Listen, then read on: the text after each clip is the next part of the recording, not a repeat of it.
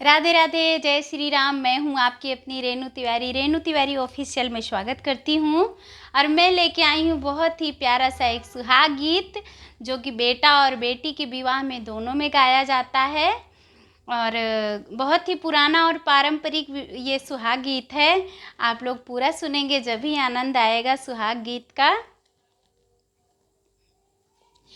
छोटे छोटे नींबूला के चकल चकल पात हो, कौने चरित्र बेनी आई है बिकाई हो, कौने चरित्र बेनी आई है बिकाई हो।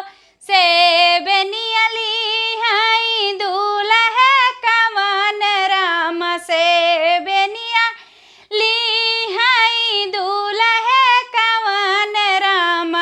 दुल्हिनी दे के हाँ कहीं जुड़ली बयारी हो, दुल्हिनी दे के हाँ कहीं जुड़ली बयारी हो। हाँ कई लागे बेनिया पूछन लागे बात हो, हाँ कई लागे बेनिया पूछन लागे बात हो।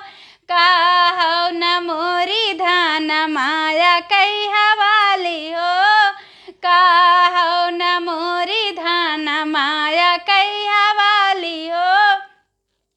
धीरे हाँ कवेनिया धीरे न पूछ बात हो, धीरे हाँ कवेनिया धीरे न पूछ बात हो।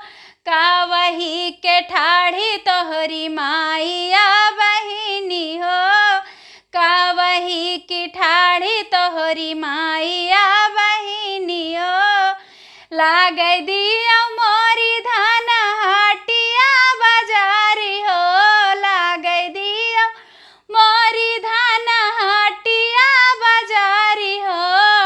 बहिनी कबे चब तुरु कवा के हाथ हो, बहिनी कबे चब पुगुलवा के हाथ हो। माया कबे चब कुंजड़वा के हाथ हो।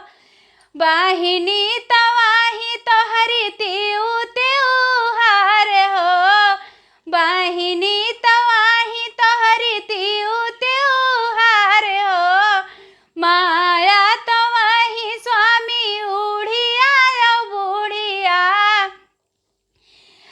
बाऊजी तवाही तोहरी जानम पाटी आई तीन, भाऊजी तवाही तोहरी जालम पाटी आई तीन। बूझो न बूझो स्वामी मान कई हवाली हो, बूझो न बूझो स्वामी मान कई